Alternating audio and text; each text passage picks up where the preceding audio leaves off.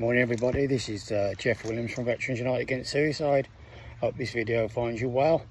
Just a little bit of an update more than anything else. Obviously we've lost 34 year to date, which is not a horrendous figure. In itself it's very upsetting to a lot of people. I'm getting more and more mail from people asking why, what can we do? Well, we've been trying to do something for 6 years, as you're aware, and things don't seem to be getting better.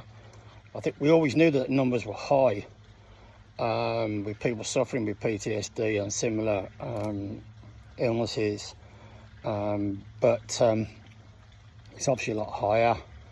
Now, I've had quite an interesting and very informative chat with a serving senior NCO yesterday. And there's a lot of interesting things come out of the conversation.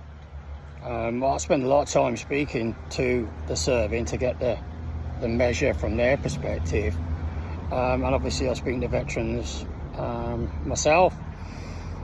So I thought I'd pass a few things on from his perspective, because what that will do is hopefully help people try to understand a little bit more what's going on. Now, I think the first thing to look at is, there's no two ways about it. It was different. It's different now than it was when we were in.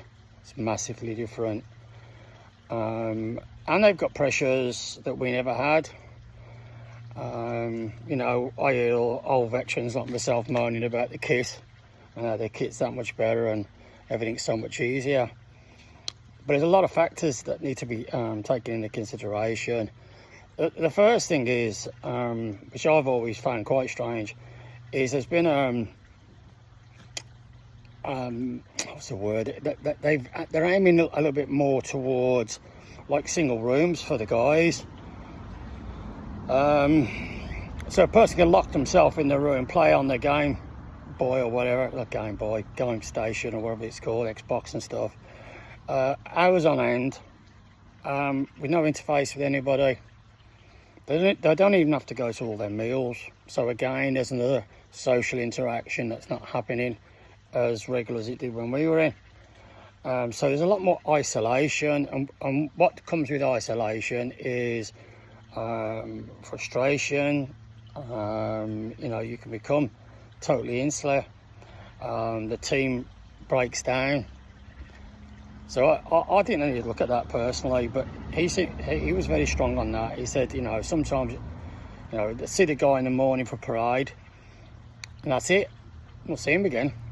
And at weekends, people lock themselves in the room for Saturday and Sunday, sometimes not coming out at all, not going on a run ashore with the lads or anything. There are people that just lock themselves away and play their social media or the games and stuff. So I think that's one issue.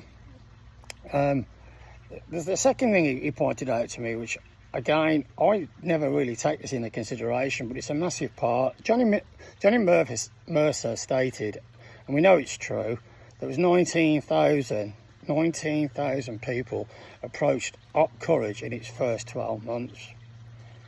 Now that's the tip of the iceberg.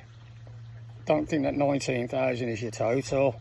It's nowhere near the total. There's loads of people that are doing it private. There's loads of people that are doing it through charities that don't even touch Up Courage. So the numbers are great. And again, one thing that was kept very quietly in recent years was the amount of people that were leaving the military. Now they have that information, but it don't come out. How many left with mental health issues? Never followed up, never chased. You're a number, you're gone. And that seems to be the case. But also he was bringing into my attention was the amount of people that have attempted suicide. So let's say we've lost 34 this year, of which 12 are serving. And he knew of at least 2 in his unit that had attempted suicide and failed. And then instantly the paperwork was drawn up for them to leave. Not like, let's work on it, let's see what's the problem is. You're not mentally sound enough to be in the military. See you later, and then off you go. And again, you know, that needs to be looked at, because these people, all you're doing is you're palming off the problem onto the NHS, who can't cope as it is, up courage that can't cope. You know, everyone's putting their badge, you know, up courage being the answer. It's not the answer, not completely. Nothing is complete.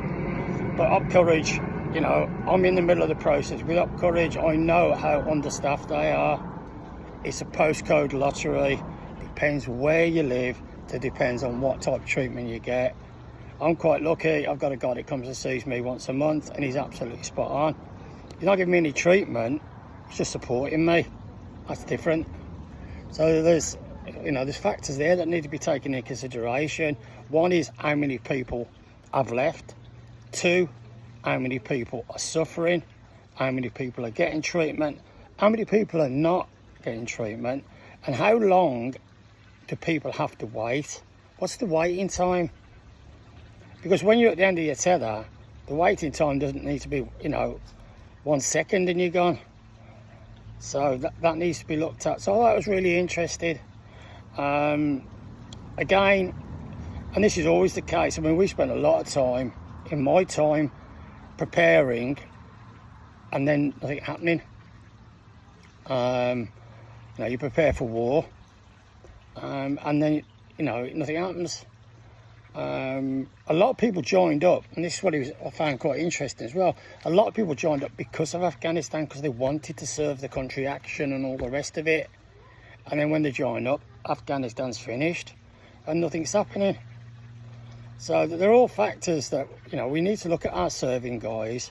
We need to speak to them and say, what is your problem and how can we deal with it? Because the problem you got with the military is people are scared to put things up the line. It's just, you know, well, you don't say that, or you don't say this. You should be allowed to say whatever, or have some sort of, you know, independent body that goes in and they sit in the room and they, you know, they listen to the guys, like I do really. Just go and say, right, okay, put it on the table. What's your problem? You know, or what's good? What's really positive about serving? And then we'll get the idea, rather than going to the CO or the adjutant and asking them their opinion. Opinion is totally different to grassroots. I mean, don't get me wrong, I'm not knocking the COs, and the officers have got a tough job, but they don't know it like the guys do. They see it from a different angle. They haven't got the officers' mess to retreat into, or the sergeants' mess to retreat into. They go in the NAFI if they're lucky. The NAFI's changed from when we were in. It's all civvy orientated now. You know, there's so many things that need addressing and correcting. Until that starts happening, we're going to be in the situation we are. I read an article, you know, saying that, I think it says 1 million former servicemen struggling with mental health issues. It ain't that, I hope it's not that many. Oh my God. Yeah, but no wonder we're losing 74 on average per year. So there are a couple of things that are in, you know, that are happening in the military world that we don't, you know, a lot of us don't see, because we're gone now. We're all old and bold, aren't we? But interesting, you know, we need to talk to these people and let them vent, and then be able to push them back to the units and say, this is what's coming out. It's no offence, we're not picking holes in the system, but if there are things that can be learnt by talking to these guys, and the guy, you know, the average guy that goes in now is they're intelligent people, far more bloody intelligent than we were. You know, if you spell your name, you got in. But there we go. A couple of things. I sent a letter to Johnny Mercer offering our assistance from Veterans United Against Suicide. I know he met with Jim Wild, which wasn't a particularly successful operation. I think it was 3 or 4 years ago now. But Jim's gone now, and I want to talk to him. So I'm looking forward to, obviously, the opportunity, if that's possible, Johnny, to help you. I'm not trying to trip anybody up. We're looking for solutions. We're looking for ways that we can curb this. You know, you're saying some really good things, But we know last time you struggled with doors being slammed in your face. And you need to support the veterans. It won't work without the veterans. We've got to start producing some win-win situations that people start talking about and lifts their morale and gives them a reason to carry on. You know, not like I've got a bag full of inbox full of stuff, but people complaining about Veterans UK, how they make things so difficult for people.